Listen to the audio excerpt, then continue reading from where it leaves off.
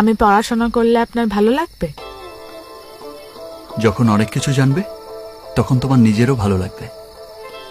আপনার ভালো লাগবে? অনেক ভালো লাগবে।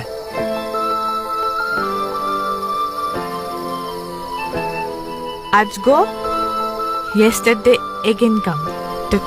Timely take medicine, please. আরেকটা কথা, এই ইংরেজিটা না বললে হয় না? আমি ইংরেজি না বললে আপনার ভালো লাগবে? ভুলভাল ইংরেজি না বললে ভালো লাগবে।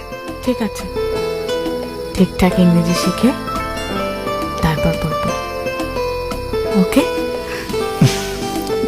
ঠিক আছে।